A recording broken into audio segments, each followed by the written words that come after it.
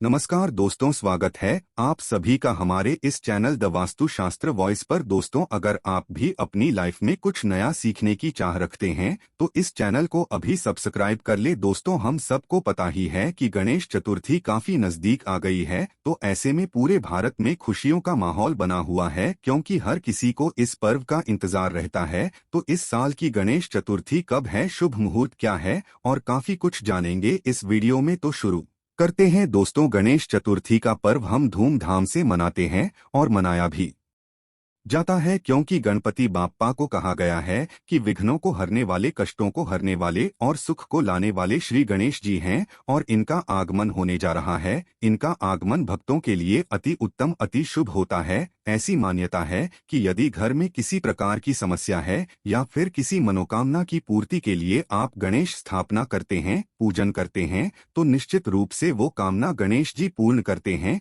शास्त्रों की मान्यता ऐसी है कि भाद्रपद की चतुर्थी को गणेश जी को लाया जाता है और अनंत चतुर्दशी को इनका विसर्जन किया जाता है। इस बीच की तिथियों में गणेश जी की पूजा आराधना बड़ी धूमधाम से की जाती है। इनको दूर्वा अर्पित की जाती है, मोदक आदि का भोग लगाया जाता, दोनों समय खास पूजा आरती की जाती है और अंत में अनंत चतुर्दशी के दिन इनका विसर्जन किया जाता है। शास्त्रों में ऐसी मान्यता है कि गणेश जी को अपने घर में लाकर विधिवत उनका पूजन और सेवा करने से हमारी मनोकामनाएं पूर्ण होती है। तो विद्या बुद्धि के दाता श्री गणेश जी का आगमन होने जा रहा है। दोस्तों, इनको लाने का जो खास समय होता है या फिर इनको स्थापित करने का खास समय होता है, वह दोपहर का समय होता है। कारण यह है कि इनका जन्म हुआ दोपहर के समय, तो इसलिए यह उत्सव दोपहर में ही मनाया जाता है। खासकर स्थापना जो होती है वह दोपहर में ही होती है। गणेश जी की मूर्ति से जुड़ी बहुत सारी कुछ बातें हैं जो कि जानना अत्यंत आवश्यक है। वैसे तो हम बिल्कुल नहीं कहेंगे कि कोई भी गणेश जी की मूर्ति अशुभ होती है। हाँ, उसके मायने, उसके कारण बदल जाते हैं, क्योंकि जैसे हमारे शास्त्रों की मान्यता है कि बहुत बड़ी मूर्ति की पूजा सेवा हम अपने घर में नहीं कर सकते, तो ऐसा बिल्कुल मतलब नहीं है। आपके घर पर रखी हुई बड़ी मूर्ति अशुभ है? हाँ, अशुभ इसलिए है कि आपने उसके बराबर उसकी सेवा पूजा नहीं की। तो आगे बढ़ने से पहले आपसे रिक्वेस्ट करते हैं कि यदि आप भी अपने जीवन में भगवान गणेश की कृपा पाना चाहते हैं तो इस वीडियो को लाइक करके कमेंट में जय श्री गणेश लिखना ना भूलिएगा। दोस्तों, वैसे गणेश जी की मूर्ति में भी कुछ बातें ध्यान रखनी चाहिए। यदि आप गणेश जी की मूर्ति को लाने जा रहे हैं तो एक चीज का ध्यान रखें कि मूर्ति किस चीज की ला रहे, यह भी आपकी कामनाओं के ऊपर आधारित है। सबसे शुभ जो मूर्ति होती है, पृष्ठ मूर्ति होती है, वह सफेद आग की जड़ से जो गणेश जी निकलते हैं, जिन्हें श्वेता गणेश बोला जाता है, वह मूर्ति सबसे शुभ होती है। तो यदि इस प्रकार के गणेश जी को आप अपने घर में लाते हैं तो रिद्धि सिद्धि लक्ष्मी या फिर किसी भी कामना के लिए आप लेकर आए, यह मूर्ति बहुत ज्यादा श्रेष्ठ होती है। लेकिन यह मूर्ति बहुत कम प्राप्त होती है, क्योंकि जब आँख का पौधा काफी पुराना नाता है तब उसकी जड़ से गणेश जी की आकृति निकलती है, और यहाँ आकृति काफी शुभ होती है। कहा जाता है कि धन के स्थान पर यदि इनको स्थापित कर दिया जाए तो जीवन में चाहे कितनी भी पीढ़ी दर पीढ़ी आपकी जो संतानें हैं वह बढ़ती चली जाए, लेकिन उनको धन की कमी कभी नहीं होती है। तो खैर चलिए, यह गणेश जी तो नहीं मिलेंगे, यदि मिले तो अवश्य लाइए। और आपको एक चीज ध्यान रखनी है, यदि आप अपने घर में पूजा प्रार्थना के लिए गणेश जी की स्थापना करना चाहते हैं, इनको रखना है, लाना चाहते हैं, तो आप सदैव बैठी हुई प्रतिमाएं ही लाएं, क्योंकि शास्त्रों में कहा गया है कि बैठे हुए गणेश की पूजा आराधना घर में करने से लक्ष्मी की कृपा होती है, कामनाओं की पूर्ति होती है।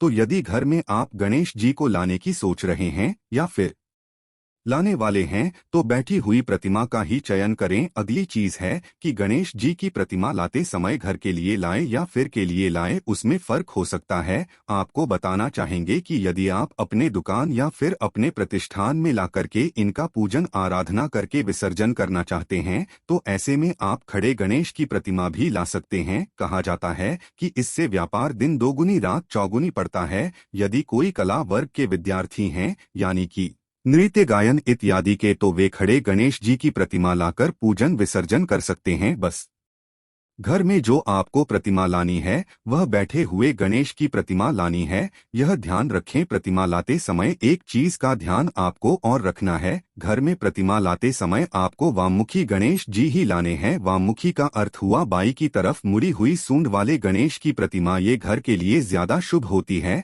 अब दाहिनी तरफ जब मूर्ति की सूंड होती है, उस मूर्ति के लिए पूजा और सेवा की अधिक आवश्यकता होती है। इसलिए कहा जाता है कि गणेश जी की प्रतिमा सदैव वाममुखी होनी चाहिए, यानी बाईं तरफ सुन जिनकी घूमी हुई हो वहीं गणेश शुभ होते है हमारे घर के लिए। अन्यथा जो दाईं तरफ सूंड वाले गणेश होते हैं वह जल्दी रुष्ट होते हैं। यदि हमसे कोई भूल जाए तो रुष्ट होते हैं। अभी इसका अर्थ आप ये बिल्कुल ना समझे कि गणेश की प्रतिमा किसी के लिए कल्याणकारी नहीं होती है। ठीक वही बात जो कि हमने आपको उदाहरण से समझाई कि बड़ी मूर्ति भी श्रेष्ठ होती है, लेकिन हम घर में नहीं रख सकते क्योंकि हम उनकी उचित पूजा सेवा आराधना नहीं कर सकते हैं। उसी तरह जो दाएं तरफ सूंड वाले गणेश जी होते हैं उनको अत्यधिक सेवा प्रार्थना की जरूरत होती है, जो कि हमसे नहीं हो पाती है। तो इसलिए एक नियम बनाया गया है कि गृहस्थ धर्मियों के लिए हमको गणेश व मुखी जी घर में लाने चाहिए, पूजन करना चाहिए, विसर्जन करना चाहिए। जैसा कि आप सभी जानते हैं कि प्लास्टर ऑफ पेरिस की मूर्तियां उतनी श्रेष्ठ नहीं होती है,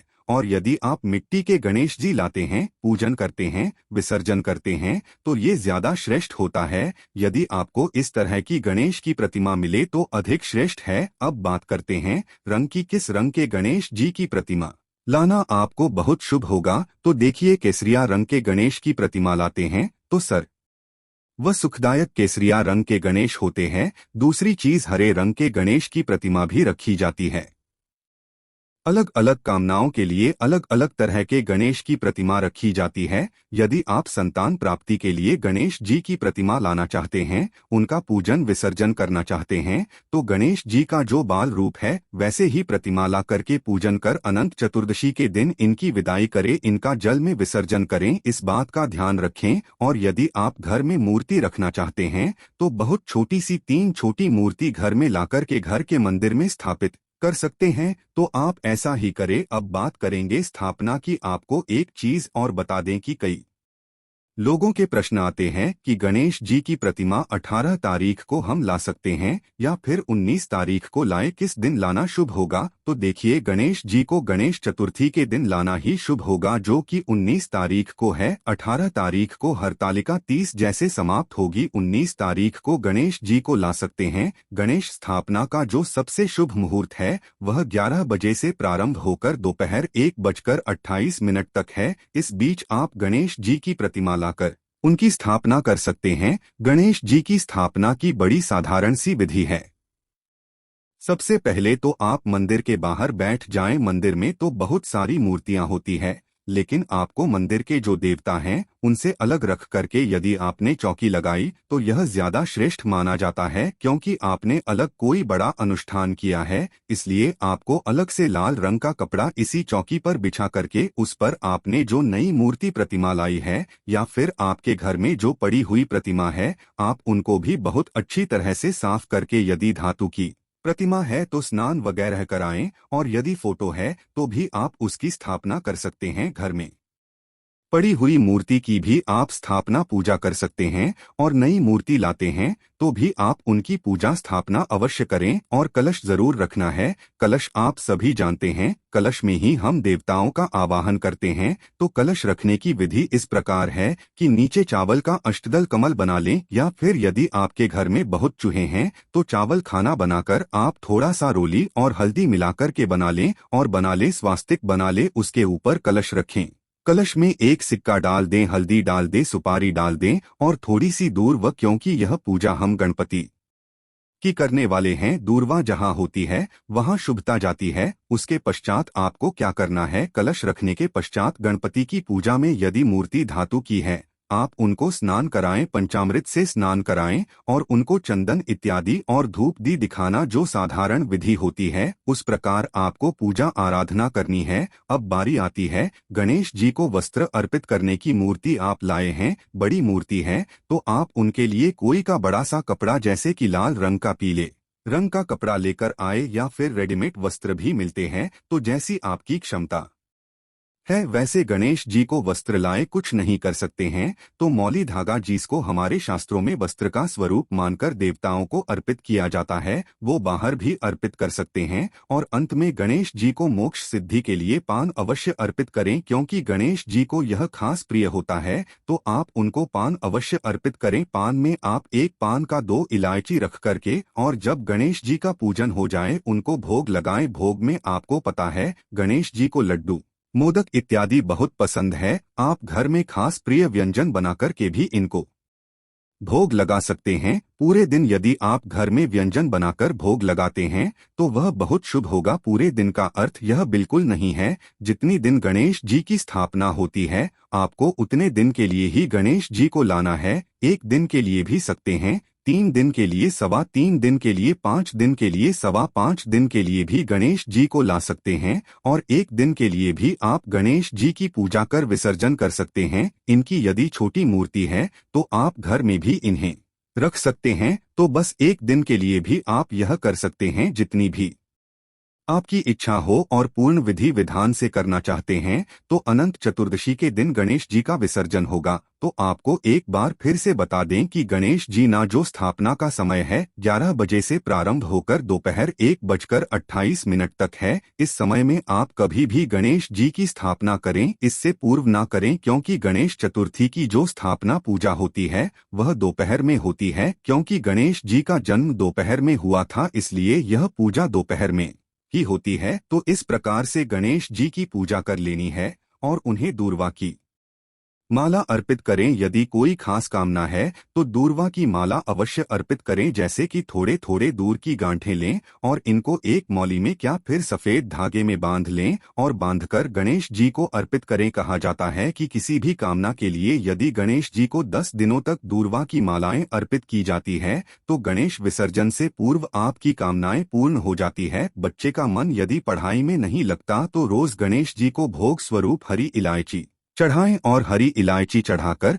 अपने बच्चे को प्रतिदिन चाय में, दूध में, किसी भी चीज में डालकर खिलाएं। इससे बच्चा बुद्धि का होता है। दूसरी चीज है कि प्रसाद जब भगवान को अर्पित करें तो घर के लोगों को भी प्रसाद बांटे। अगली चीज यह भी है कि आप गणेश अथर्वशीर्ष का पाठ करें। यदि बच्चे का दिमाग पढ़ाई में कम लगता है, इधर उधर ज्यादा लगता है, तो ऐसे बच्चे से गणेश अथर्वशीर्ष का पाठ कराएं। नहीं करा सकते तो घर में सुबह सुबह गणेश जी के मंत्र, गणेश जी की आरती, गणेश अथर्वशीर्ष इत्यादि मोबाइल में या किसी चीज में चलाकर छोड़ दें। पूरे परिवार में एक भक्ति माहौल 10 दिनों तक बना रहना चाहिए। और आप यह नहीं कर सकते हैं तो कम से कम 1 दिन तो आपको इसका पालन करना ही चाहिए। अगली चीज बता दें कि आपको गणेश जी की पूजा कर विसर्जन करने से पूर्व एक चीज और करनी है कि आपको ढेर सारी इलायची अर्पित करनी है। यदि आपके कोई कार्य नहीं बन रहे हैं तो आपको कम से कम 21-51 इतनी इलायची गणेश जी को अर्पित करके अपने पास रख लेनी चाहिए। जब आप किसी जरूरी काम के लिए जाते हैं तो इस इलायची को अपने पर्स में ढाल लें। और का मन पढ़ाई में नहीं लगता है या फिर कभी कभी बच्चे हमारा कहना नहीं मानते, तो ऐसी स्थिति में उसी इलायची को बच्चे को प्रतिदिन खाने को दें। ऐसा करने से बच्चे की बुद्धि सुधरती है और बच्चे का सही बौद्धिक विकास होने लगता है। इस तरह के कार्य आपको करने चाहिए। पश्चात में आपको गणेश जी की आरती परिवार के साथ करनी चाहिए। तो उम्मीद करते हैं कि हमने सारी विधियां और सारी बातें जो आपको जाननी आवश्यक थी वह सब कुछ बताया।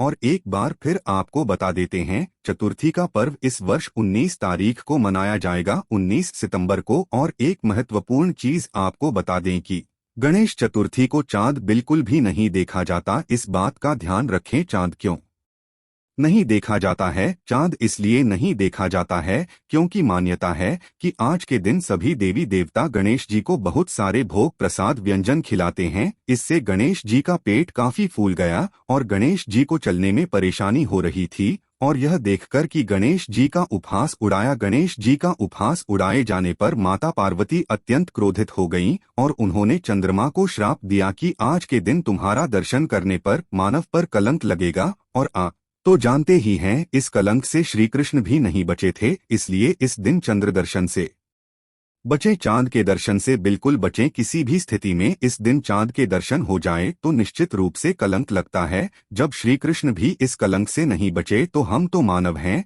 तो इस बात का ध्यान रखें और आप सबको गणेश चतुर्थी की हार्दिक शुभकामनाएं। आशा है कि आज की इस प्रस्तुति में बताई गई जानकारी आपको अच्छे से समझ आ गई होगी। मिलते हैं अगली वीडियो में, तब तक के लिए जय गणेश भगवान। वीडियो अच्छा लगा हो तो एक लाइक अवश्य कर दें। धन्यवाद।